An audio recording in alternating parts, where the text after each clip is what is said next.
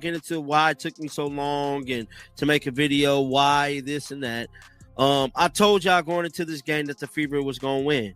I was one of the people that did not expect them to lose this one. Go back and look. I told y'all they was going to win. I didn't think they was going to be down by 20 and come back and win. Kelsey Mitchell immediately erupted. But, guys, it took me a while to make this video because I'm trying to get my thoughts together and gather my emotions because my second favorite player on the team is done, and that is Sophie Cunningham. The anticipated victory was a testament to a team's tenacity in the face of adversity. However, the remaining image was one of tears.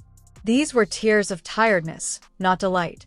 Goodness, it took a Hercules-like effort from Kelsey Mitchell in the second half of the game to bail out Stephanie White. My God, it took overtime for the Indiana Fever to beat the worst team in the league, they're now 6-27. We're whipping the Indiana Fever's asses for 3 quarters. Stephanie White, coach of the Indiana Fever, spoke to the press with raw emotion, reflecting on a difficult season. Her team had suffered significant injuries. This victory has a deadly cost. This wasn't about a single game. The WNBA's long-simmering issue was revealed in a shocking moment. Dirty Bria, of course, it had to be a dirty Bria. I would really hate to see ya in a dark alley. Dirty Bria Hartley back at it again with her shenanigans, and this time around, she had her eyes set on one Sophie, the trophy Cunningham. Sophie, get well soon. Hopefully the MRI later today shows nothing too serious. Would love to see you back on the court. The calamity occurred in the second quarter. The fast-paced, chaotic sequence would be replayed endlessly for negative reasons. Connecticut-centered Bria Hartley drove aggressively into the lane. A whirl of motion, surrounded by defenders. As she passed the ball, her momentum propelled her onward. What happened next defied the physics of a typical basketball play. Instead of stumbling, she spun in midair and collided with Sophie Cunningham's right leg. The impact was horrible. Cunningham's knee crumpled, and she slumped on the floor, clutching her leg in anguish. The injury was so devastating that it silenced the entire arena, reminding everyone of the fragility of sporting careers. I want to talk about what Coach Stephanie White had to say after the game. During an interview, she said these players have something inside of them that you just can't teach.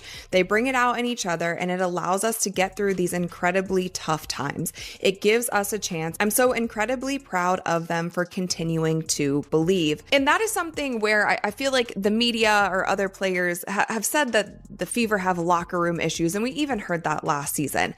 It seems like this core group, since DeWanna Bonner has departed and she is no longer with the team, it seems like this group really has come together, and whether they are winning or losing, they do have a sense of togetherness. The aftermath on the court was characterized by controlled panic.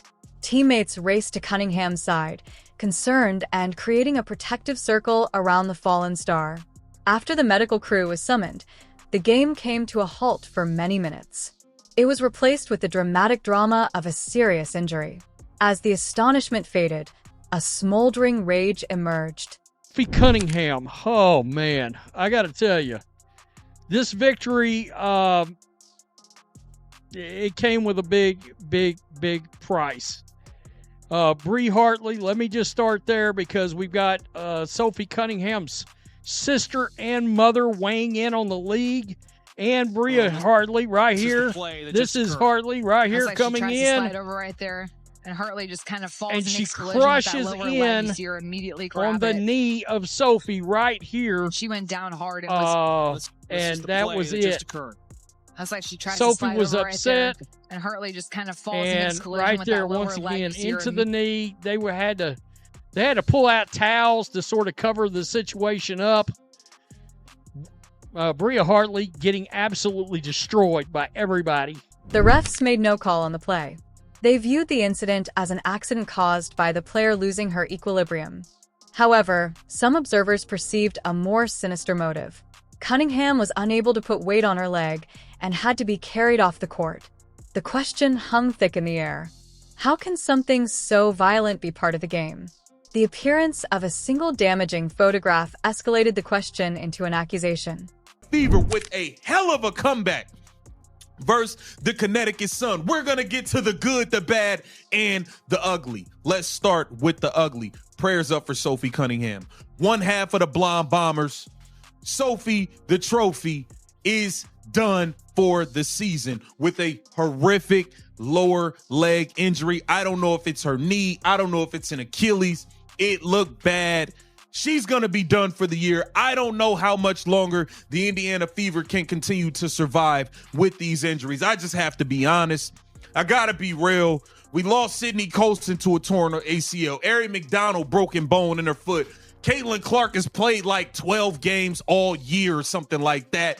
Dewana Bonner scammed us. I mean, it's been a complete shit show, to say the least. It's been a shit show. After the collision, a camera captured Bria Hartley in the backdrop. Thousands of people who saw the image uploaded online saw a distinct smile or smirk on her face. Despite Sophie Cunningham's anguish and possibly season-ending injury, Hartley remained unconcerned and even amused.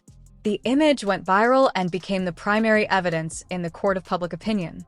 Any benefit of the doubt was removed. This team today, and I told y'all, go back to the video I posted last night.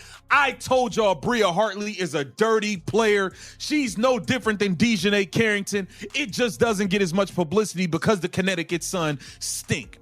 Point blank, period. She's reckless. She injured Sophie Cunningham, and it is a travesty. Stephanie White, you better go and you need to be buying Kelsey Mitchell food all week. You need to send her a personal masseuse because she saved your job tonight. For many admirers, the incident was no longer considered a tragedy.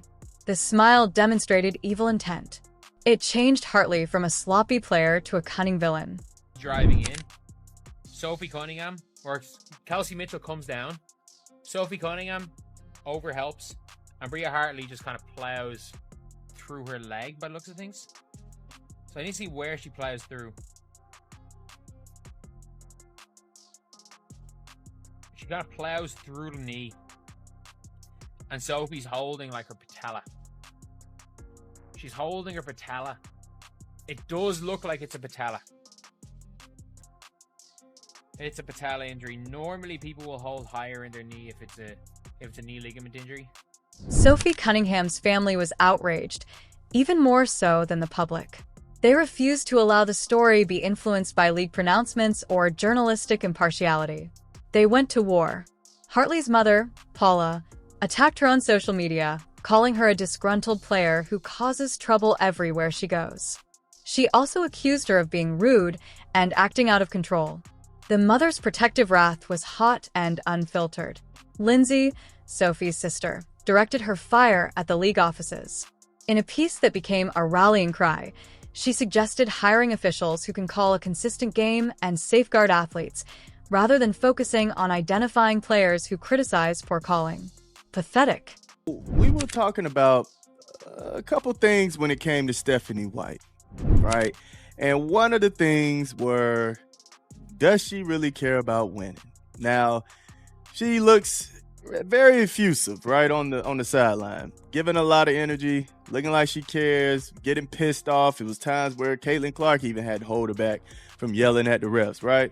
So I would think she wants to win. I don't think she's trying to throw anything. Now, I can admit, when it comes to the end of the game, her rotations, her deciding who to play and who not to play, it does make her look a little bit enigmatic. In the lack of a robust league response, the Cunningham family became the de facto prosecutors, demanding punishment for what they perceived as a clear attack. Bria Hartley's name has been involved with scandal before. Although she had a reputation for being a tough, physical player on the court, some criticized her for overstepping boundaries. Prior to the confrontation with Cunningham, Hartley received technical fouls for shoving on the floor. Further investigation revealed a pattern of aggressive play, with her physicality bordering on recklessness. The episode with Cunningham was not an anomaly. Fans and players alike had criticized the team's play style, which culminated at this moment. The moniker "Dirty Player" was previously whispered, but now it was shouted from the rooftops. Social internet exposed her earlier transgressions as proof of a career that challenged sportsmanship. Its best friend, Carolyn Peck, been, and where has the Indiana Fever are a more dangerous team without Caitlin Clark conversation gone? How come once the Indiana Fever suddenly stopped that 5-game win streak, lose 3 of their last 4, how come Carolyn Peck has suddenly stopped showing up on TV? How come that narrative of the Indiana Fever are more dangerous without Caitlin Clark, why has that suddenly stopped? The WNBA's officiating crisis is a systematic issue, not just a single incident. Players have often complained about inconsistent refereeing when a minor touch is considered a foul one night and a violent tackle is not called the next. Sophie Cunningham, one of the most vocal detractors, has suffered financial consequences. The league punished her many times for criticizing poor officiating. Her sister's charge was not simply an emotional outburst. Players hold a strong opinion that referees do not adequately safeguard them. When authorities lose control of a game, participants may become aggressive and rough. Cunningham's injuries was not only due to one player's reckless behavior. The unpredictability of the league's games led to unintended consequences. Her go down to see, like, it's just emotional, guys. Just, I'm hella mad. Hartley need to be suspended on a major level completely. Probably she's at this point, she's more dirtier than Dejanay Carrington. Just the countless of dirty plays she has been doing over the last couple weeks has just been remarkable, and it's shocking that she's not suspended. Sophie Cunningham was getting attacked from the opening part of this game. Let me pull up something here real quick, guys, but I am hella mad, bro. Sophie did not deserve any of that happened to her today, and it is very, very unfortunate, man. All of this leads back to Stephanie White and her tears. Her passionate news conference addressed more than simply one ailment. After witnessing her team's disarray throughout the season, the coach's patience was exhausted. Prior to Cunningham's injury, the Fever had already suffered the loss of important players, including rookie Caitlin Clark. White's collapse revealed basic human frailty. The leader's expression conveyed a sense of powerlessness in protecting her players from the game's severity. Her anguished plea for recognition of her team's tenacity was an unsaid condemnation of the league for putting them in such a terrible situation. Her sorrow exemplified the high human cost of a sport that appeared to be losing its way.